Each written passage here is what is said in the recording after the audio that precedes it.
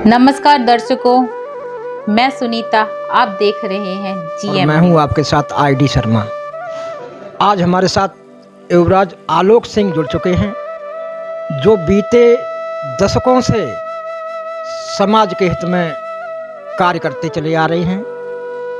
तो मैं उनसे जानना चाहूँगा कि युवराज सिंह को ये प्रेरणा कहाँ से मिली। ठाकुर साहब, हमारे जीएम न्यूज में आपका बहुत बहुत स्वागत है। ये समाज हित में कार्य करने की ये प्रेरणा आपको कहाँ से मिली और कैसे मिली? आपका बहुत बहुत धन्यवाद। देखिए, ये सारा कुछ मेरे पिता का अंश है। 100% में से 10%, 15-20% जो पिता ने अपने जीवन में सिद्धांत पर पार्टी स्थापित की, उसको उतना तो नहीं आगे बढ़ा पा रहा हूँ चाहते हुए भी, लेकिन कुछ अंश में जरूर बढ़ा पा रहा हूँ।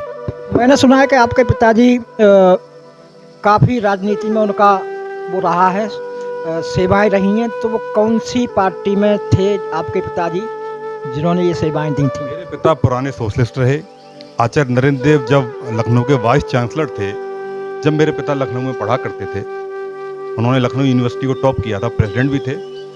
तो चंद्रशेखर जी इलाहाबाद में थे, तो चंद्रशेखर जी से मेरे पिता की जो मित्रता थी वहीं से शुरू हुई। और फिर जॉर्ज फर्नांडिस, मधु लिमय, मधु दंडवते, जनुसर मिश्रा, राजनारायण सिंह और राजनारायण जी, और अब ये सारे जो समाजवादी पुराने सोशलिस्ट थे, वो अब कोई भी रहे नहीं। तो मैं तो समाजवादी पार्टी में जब जुड़ा, अपने पिता की वजह से, डॉक्टर राम मनोहर लोहिया की वजह से जुड़ा, और उन्होंने समता मूलक समाज की जो स्थापना करना चाहा। चंद्रशेखर जी ने अपने बच्चों के प्रति समाजवाद लाए। मेरे पिता, हम दो भाई हैं, युवराज देवराज, पूरा समाजवाद उन्होंने घर में ही स्थापित कर दिया।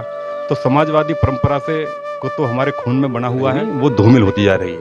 मैं एक बात आपसे और जानना चाहूँगा, जैसा कि आप अभी आपने बोला था कि मैं समाजवादी पार्टी से जुड़ा रहा था, ऐसा क्या कारण हुआ जो कि आप समाजवादी पार्टी छोड़ करके और जनसत्ता दल में आए? नहीं, छोड़ा मैंने नहीं, मैं तो शुरू से, अब से नहीं। राजा भैया पिछले 30 साल से निर्दलीय लड़ते हैं, और फिर चाहे राजनाथ सिंह हो, कल्याण सिंह हो, मुलायम सिंह जी हो, अखिलेश जी हो, हर सरकार को उनके समर्थन की जरूरत पड़ती है, तो समर्थन वो देते हैं। मैं एक्चुअली राजा भैया के साथ जुड़ा हुआ हूँ। मैंने जो अभी नेता माना हुआ है अपने पिता के बाद में, मेरे पिता भी थे, मेरे नेता भी थे, मैंने राजा भैया को नेता माना हुआ है। जहाँ राजा भैया वहाँ ठाकुर युवराज। तो ठाकुर साहब, अभी ये आगामी चुनाव का दौर जारी है, पार्टियां सभी अपने अपने चुनावी दौर में लगी पड़ी हैं, अपने उसमें कार्य कर रही हैं, जनता को रिझा रही हैं। और आपका ये क्या नाम है, राष्ट्रीय जनता दल से जो कोई प्रत्याशी यहाँ पर क्या मतलब उतरेगा, या आप उतारेंगे, या राजा भैया उतारेंगे क्या? देखिए, अभी फाइनल नहीं हुआ है, और हमारा किस पार्टी से गठजोड़ होता है उसके ऊपर ही डिपेंड करेगा। तो राजा भैया अभी कुछ टाइम पे ही ये हमें पता पड़ जाएगा कि हमारा गठजोड़ किस पार्टी से होने वाला है। फिर सीटों का सामंजस्य बनेगा। उत्तर प्रदेश में जितनी भी सीटें हैं, उसमें हम कितनी सीटों पे लड़ेंगे, उसमें मिलकर ही सारी चीज़ें डिक्लेयर करेंगे। अभी कोई फाइनल नहीं है। आप एक डिस्ट्रिक्ट गौतम बुद्ध नगर से जनता दल से महासचिव हैं, तो जनता का कहाँ तक और कितने % रुझान आपकी तरफ होगा?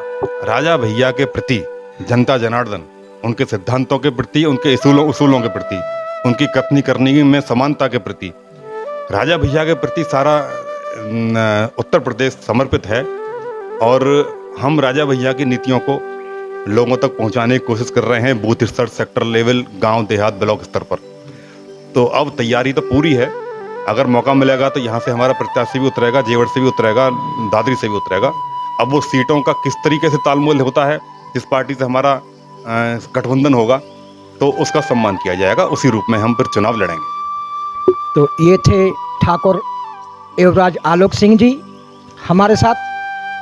ये पिछले कई वर्षों से समाज के हित में काम करते चले आ रहे हैं। आज ये जनसत्ता दल से डिस्ट्रिक्ट के गौतम बुद्ध नगर से महासचिव हैं, और इनका कहना है कि आगामी चुनाव में हमारी तीनों विधानसभाओं से प्रत्याशी हमारे राजा भैया उतारेंगे, और अगर नहीं उतारेंगे तो जिस पार्टी को राजा भैया समर्थन देंगे उसको हम भरपूर समर्थन देंगे। जीएम न्यूज़, गौतम बुद्ध नगर।